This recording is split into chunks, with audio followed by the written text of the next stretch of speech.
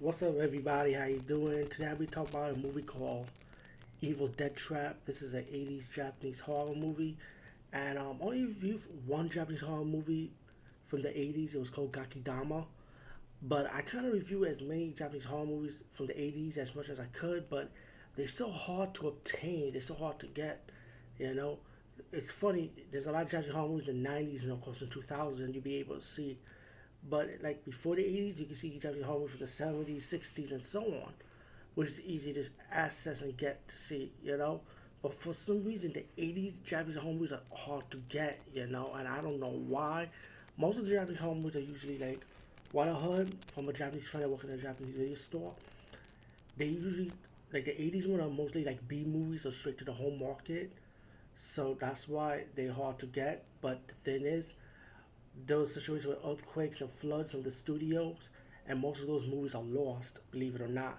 And this is what my friend was telling me about that time.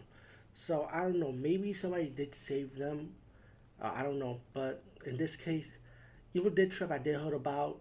Um, Never had a chance to come across the public domain, like get like a VHS transfer DVD format. I didn't have time to see those movies because there was other movies I wanted to catch up on.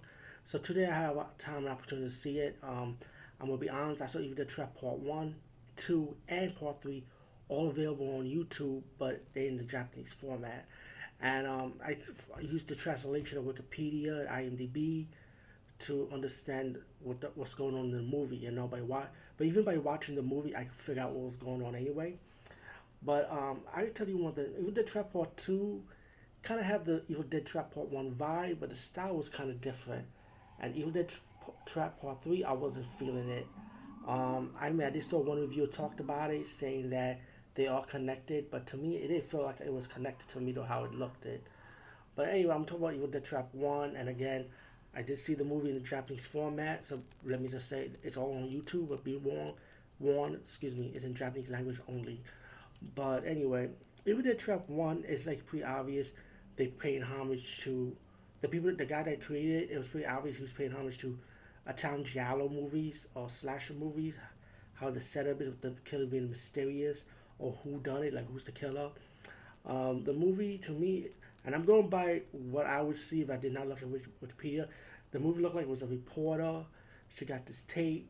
She got her crew members to go with her to this abandoned factory and to investigate about this murder, how where it took place, and suddenly these people start dying one by one. Each of the characters get into scenarios, situations around the abandoned warehouse, and one of the jobs you want to meet this mysterious guy. And let me just fast forward because I don't want to spoil too much. But let me just say this is 2021. I'm reviewing it. So if anyone's seen the movie Malgadent that came out in August, I know I'm saying the name wrong. James Wan's latest horror movie.